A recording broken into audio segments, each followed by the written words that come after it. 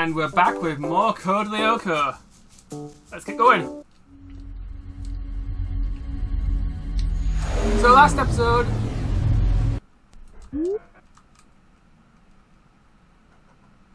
Xana has activated the tower. We destroyed the looks like that's desert affecting replica. the animals. That explains why Kiwi bit me this morning. He's never done that before. I'm sure that's why.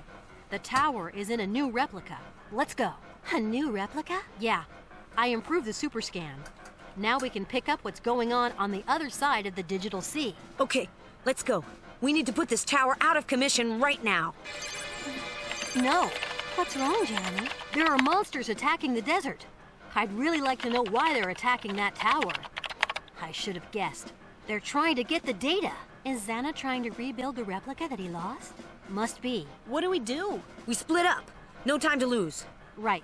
That's the best option. Odd, Yumi, you go to Lyoko and defend the desert tower.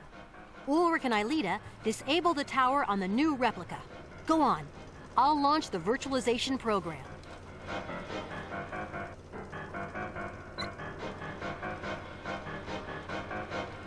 So, yeah, we've got a pretty serious problem right now. We've got two things going on at once, so we need to split things up.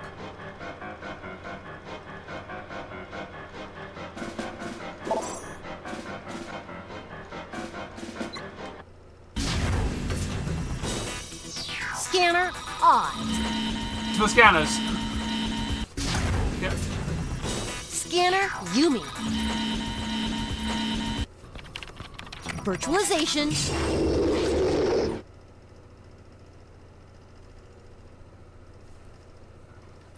So yeah, we've got Yumi and Odd on one team, Aelita and Ulrich on the other The tower team. is under siege by Xana's monsters. Get rid of them before they recover the data. We're off.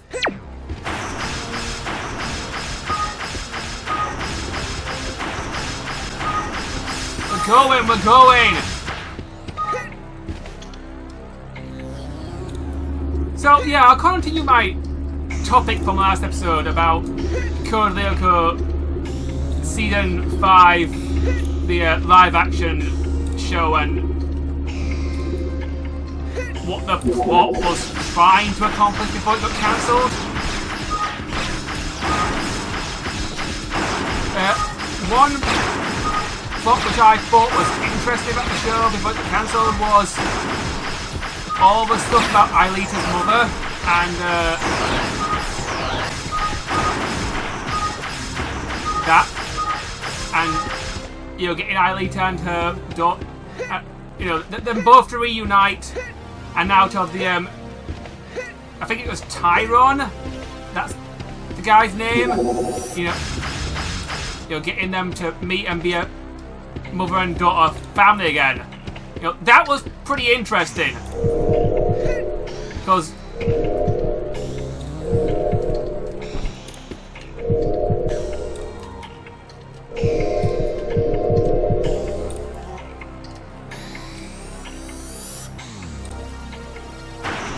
Aelita, for a long time in the show, she was practically an orphan, and her family were her friends. So the fact that her mother was still alive was it was a big deal. And season 4, and after season 4 ended, her father was either seriously weakened, lost, or presumed dead. So, pretty grim scenario for her. So the fact that they were trying to explore that was good and it was something interesting. And the other thing they were trying to explore was a redemption arc for William, who, let's face it, didn't really get to do much good work in the original animated series. He had one episode in season 3 where he got to go to Lyoko, swing his big ass cloud strife, bust the sword around and fight Xana. And he got too cocky, and because of his lack of experience and his cockiness, he just got kidnapped by Xana and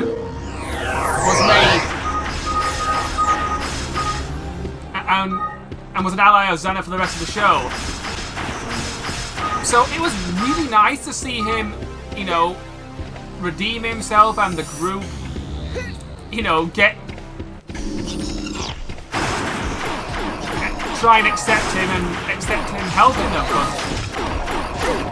You know, it was cool. I'm a sucker for the whole redemption arc sort of plot line.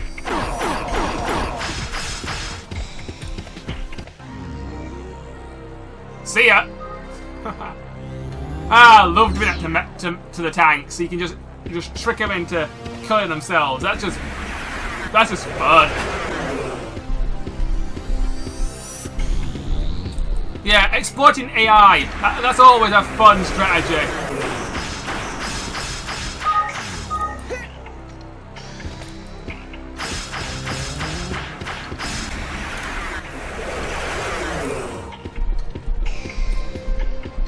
Yeah, there was also a mole in the group. I've forgotten the character's name. You know, she was arguably as smart as Jeremy, and also in some ways smarter than Aelita. You know, she was a genius, but she was like a special sort of secret agent sort of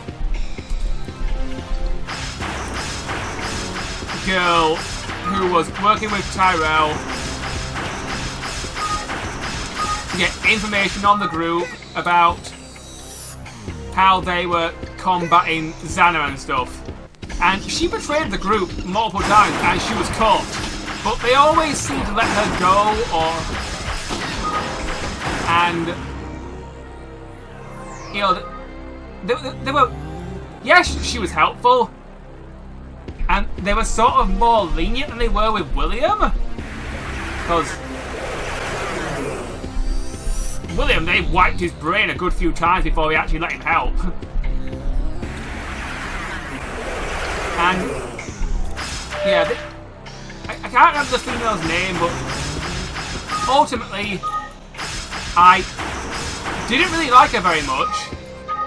And I felt like she was mostly put in there for drama's sake, you know, just to create tension and a love triangle between Aelita and Jeremy. And it was a pretty crappy love triangle, to be brutally honest.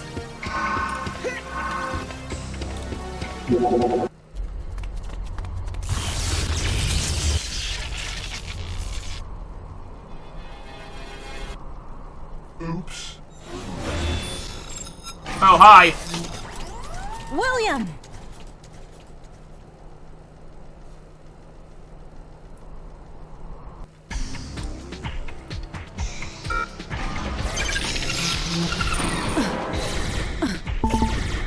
I'll let Yumi handle this because of her personal vendetta against William. Well, more person than the rest of the group, I suppose.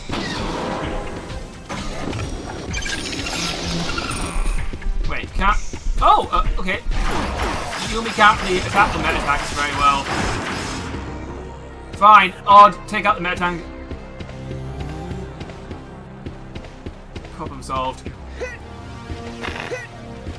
So, yeah, season 5 of Code Lyoko actually, you know, the live action series, actually did have some promise as far as story was concerned. But it's the way they resolve that story and the way they handle the story and the way they didn't resolve anything.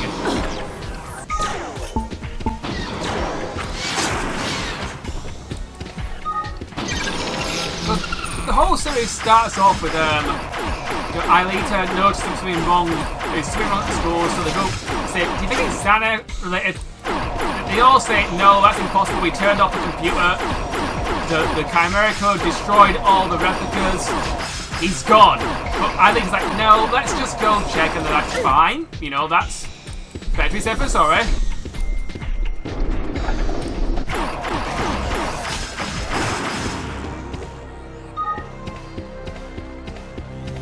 So, and they find that there's a tiny piece of Xana left, and Tyrell, mean, not Tyrone, Tyrone is just helping to repair Xana and bring him back to full strength.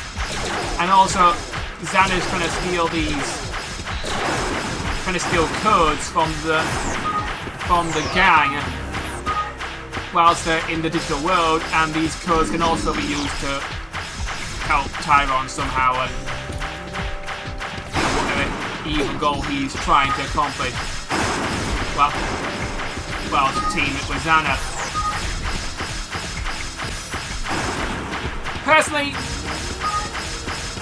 I prefer the ending we got at the end of season 4. You know, pretty much everything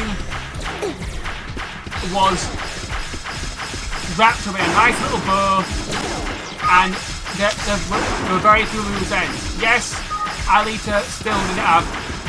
Alita's father was still sort of unknown. We never really knew what happened to her mother, but she had all her friends and to help her get through everything. So, and the group could move on and have normal lives and, you know, grow up together and live happily ever after, for the most part.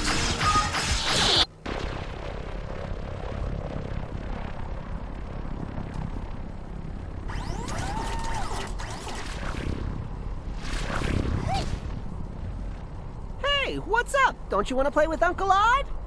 Weird. They won't fight. Not as weird as all that. Huh? I smell a trap. Xana has divided the group so that we're more vulnerable. Aelita and Ulrich, did you catch that?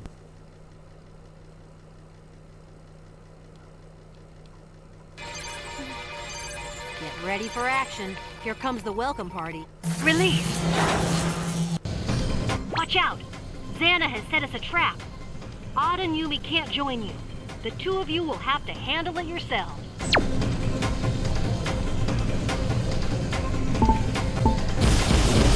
Alright, so we're switching characters now,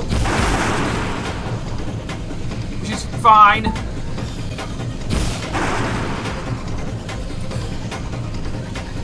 The characters are pretty similar anyway. So, yeah. I would have liked to see where Evolution was going to go with their plotline in terms of the story, if they actually finished it. But since they never finished it, Evolution is pretty much a pointless watch. If you want to get into the show, by all means, watch the animated series of Code Lyoko. Every episode is on YouTube. It's pretty easy. Evolution, unless you're really, really into it and really curious of how a live-action version of the show would go, don't bother. Unless you're really curious, just stick with the animated version.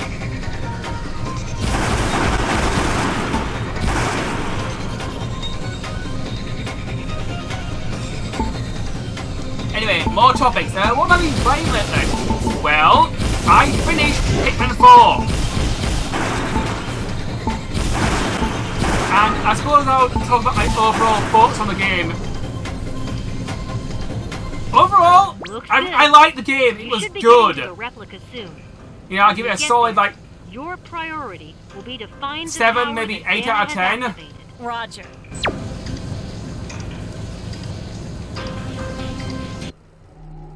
But it's definitely not my favourite Hitman game, and that's for a bunch of reasons.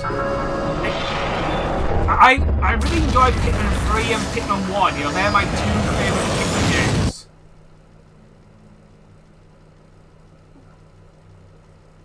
Hitman 2 and Hitman 4, they're both very similar. Hitman 4 is pretty much a sequel.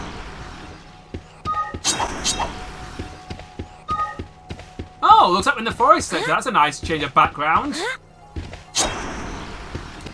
Anyway, Hitman 4 feels like it's a sequel game design-wise to Hitman 2. And it's fun, don't get me wrong, it's a good game. And yeah, I enjoyed it, and I am thankful that the game was made, and you know, I'm glad it came out. But you know, there are some instances where I was like, you know, I have some problems with the game. Let's just say. Problem number one, Ochi, you know, the dog captain hybrid of a Pikmin and a captain. Okay. Ochi, as a character, shares aspects between a Pikmin and a captain. You know, Ochi does basically both jobs, and he's good. He's a fun character, but in some ways, Ochi feels overpowered. Seriously, if you upgrade him really well, he can almost deal with any situation. If you buy his equipment and if you teach him all his commands and tricks, and upgrade all his commands and tricks, Ochi is sometimes overpowered in the early game. In the later aspects of the game, We sure could use Yumi here. the game sort of catches up in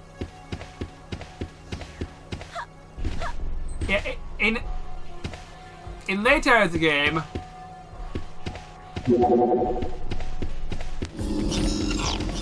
Ochi,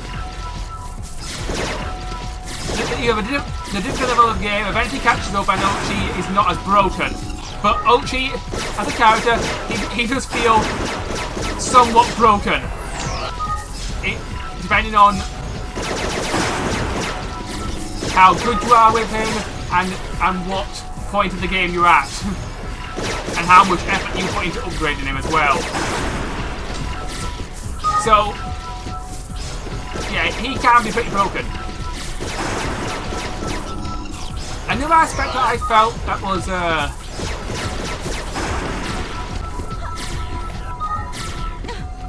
somewhat annoying was the way the game sort of handles its story.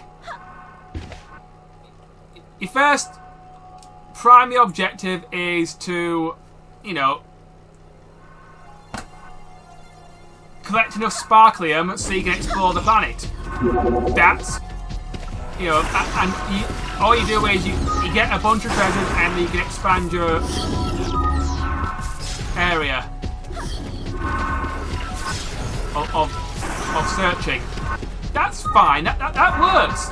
There was a similar objective in Hey Pikmin. Yeah, I'm talking about Hey Pikmin here.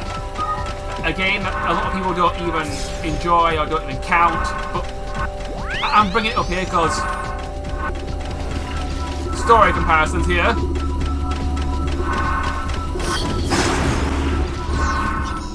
And another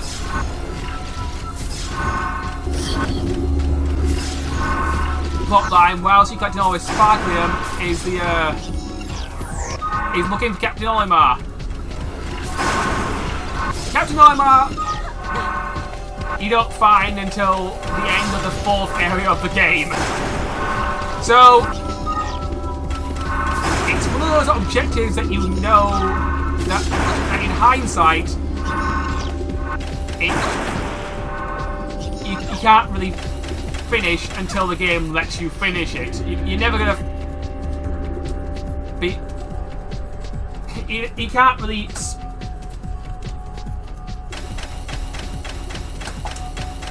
You can't really speedrun this game on your first try. Or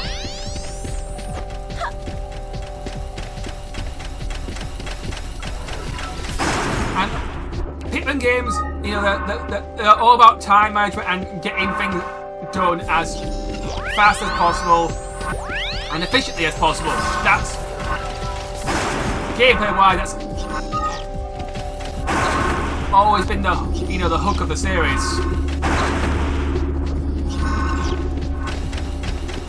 That's why the term Dandori actually makes sense.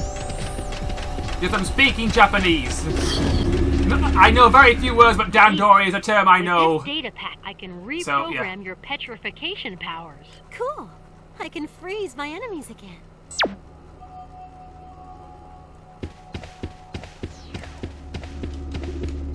Was that a pun, Aelita? Was that a Try pun? to freeze one of these monsters. Then you can climb over it to get to the higher zones. Okay.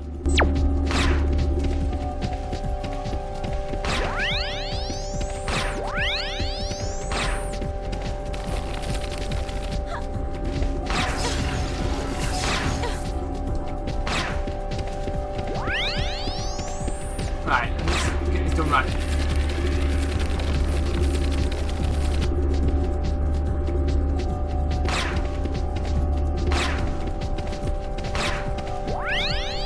Okay, what's going on with my freeze power here? Oh, you have to shake the remote. Of course. Unnecessary motion controls game. Okay,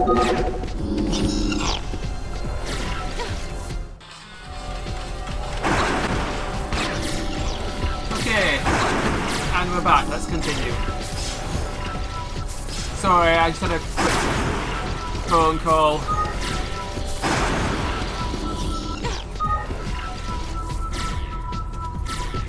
So yeah. Having playing lately. Breath of Fire on the Game Boy Advance. I'm enjoying it. Aelita, it's your turn. Found the first 2 dungeons pretty difficult, most because I've only got one party member.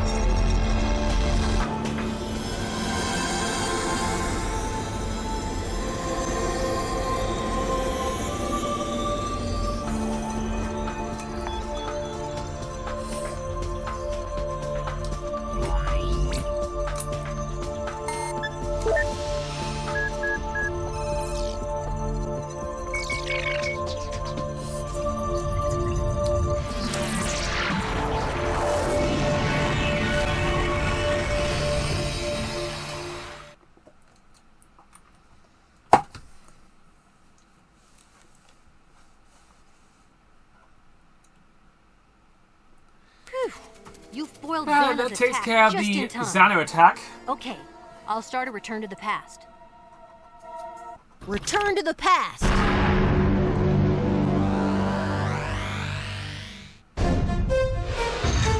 Time travel, activate! Yeah, convenient superpower there, guys. Time travel. So, yeah, I'll just quickly finish off this. What I was saying earlier. Yeah, overall, I really like Pikmin 4. It's a good game. I definitely recommend it to Pikmin fans. But I think Ochi is overpowered. The game itself, story-wise, feels pretty long and somewhat arbitrary. The objectives, it gives sort of the illusion of choice, but once you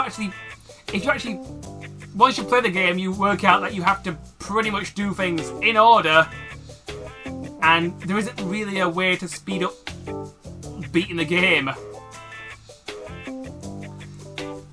And I suppose if you go back for a second playthrough, you can do things faster, but it's one of those sort of games that, yeah, you pretty much, it's difficult to do things faster. I completed the main story 100%, got every treasure, every cave, every captain, I did all that. I also did the Shipwreck Tale, and I enjoyed the backstory with Captain Olimar. You know, how he became a bad guy, I suppose. Soccer. And I got all the onions apart from the purple and the white one. There is a special cave for hardcore players to get that done, to unlock those 2 extra onions, but it has nothing to do with the story, and I would have preferred if the purple and the white onions were actually part of the main story mode. You know, put one in level 5 and one in level 6. Obviously put the purple one last, because the purple Pikmin, they are pretty much the same as they were in Pikmin 2, and therefore they're now pretty much broken. Oh yeah, I really like the glow Pikmin, and they were pretty useful and enjoyable to use. And I also like the ice Pikmin, but the ice Pikmin at points seemed broken as well. But overall, I like Pikmin 4, I enjoyed it. But I would like to see a Pikmin game closer to Pikmin 3 in terms of how it plays next time, Nintendo. Not that this game was bad, it just... they're my critiques about it. Anyway, thank you for watching. Please like, comment and subscribe, and I will see you in the next episode of Code Lyoko.